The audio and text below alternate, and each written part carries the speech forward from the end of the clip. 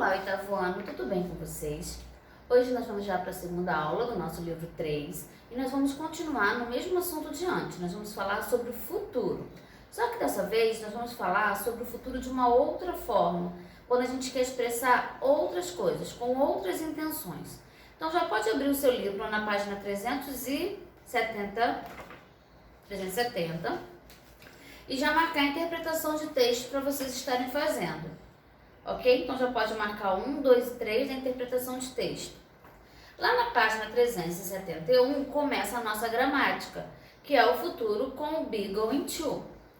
Be going to exprime tempo futuro e seus principais usos são: quando é que eu uso o futuro com be going to e não o futuro com will, como nós tínhamos visto? Quando eu quero me referir a uma ação planejada ou pretendida, ou seja, intencionada. Isso é diferente do will, porque do will eu uso quando eu quero indicar ações futuras que eu planejei naquele momento. Com o be going to, não, são ações planejadas, ok? Quando eu quero expressar uma ação que poderá ou irá acontecer em um futuro imediato, logo, ou advertir sobre uma situação perigosa. Nessas três situações eu vou usar o futuro com be going to e não o futuro com will. O que eu queria pedir que vocês fizessem? Lá no caderno de vocês, coloca a data de hoje e escreve futuro com will. Faz uma linha. Futuro com be going to. E aí, embaixo de cada um, você coloca as situações de uso. As situações de uso do be going to são essas que eu acabei de falar, esses três pontinhos. A situação de uso do will tá lá na página 364, são os três pontinhos também. Coloca um do lado do outro para você conseguir ver a diferença, tá bom? Vamos lá. Como podemos observar nos exemplos apresentados, nesse tipo de estrutura, be going to funciona como verbo auxiliar e aquele que aparece logo em seguida é o verbo principal. Além disso, diferente do simple future, em que a estrutura verbal não se altera conforme mudamos o sujeito da frase, no caso do be going to, precisamos nos atentar à concordância do verbo to be. Com isso em mente, relembre a conjugação desse verbo no simple present. Então a gente vai relembrar como que a gente faz, como que a gente conjuga o verbo to be no presente. I, you, he, she, it, we, you, they. Por que vamos relembrar verbo to be agora? Porque o tempo verbal que nós estudamos não é o futuro com be going to. Então a gente tem que saber o verbo to be. Então vamos lá.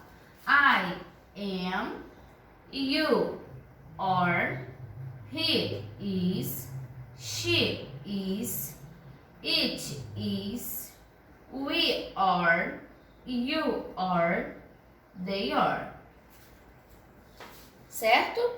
É a mesma tabelinha que você tem aí no seu livro. Agora nós vamos ver como é que nós formamos a forma do be going to. Então vamos lá. Formação.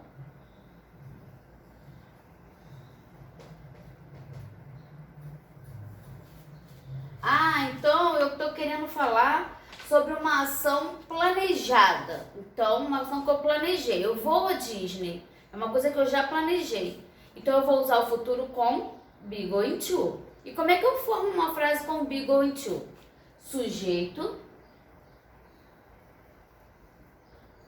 mais verbo to be mais going to mais o verbo principal. Vamos lá? Sujeito pode ser qualquer um desses ou um nome, né? Mariah, Cynthia, Dennis, qualquer nome ou um desses pronomes. I, you, he, she, it, we, you, they. Então, vou colocar aqui. Denise. Agora, eu vou colocar o verbo to be. Nós já aprendemos desde o 6º ano que o verbo to be ele tem três formas, certo? Ele vai variar de acordo com o sujeito que você vai usar. Denise é ela. Ela é she. Isso na sua cabeça. Então, qual vai ser o verbo to be que você vai colocar aqui do lado? is. Denise is. Agora eu vou colocar o going to e depois o verbo principal, o verbo que você quiser trabalhar. Pode ser drink, eat, dance, qualquer verbo. Viajar. Então vai ficar Denise is going to travel. Denise vai viajar. Se você for traduzir palavrinha por palavrinha, vai ficar Denise está indo viajar. Mas a gente não traduz assim uma ação no futuro, né? Denise vai viajar. Se eu quiser passar a mesma frase para a forma negativa, Denise is not. Então, forma negativa do futuro com be going to. Not depois do verbo to be. Nenhuma novidade, né, gente? Sempre fizemos isso. Uma frase que tem o verbo to be, ela na forma negativa, a gente coloca o not depois do verbo, tá? Aí vem going to. Não pode esquecer que o not é depois do verbo to be, tá? Não pode ser going to not. O not é depois do verbo to be. E na forma interrogativa também não tem nenhuma novidade. O que a gente faz na forma interrogativa numa frase que tem o verbo to be? Você vai pegar o is,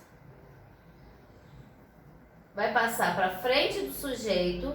Is Denise going to travel?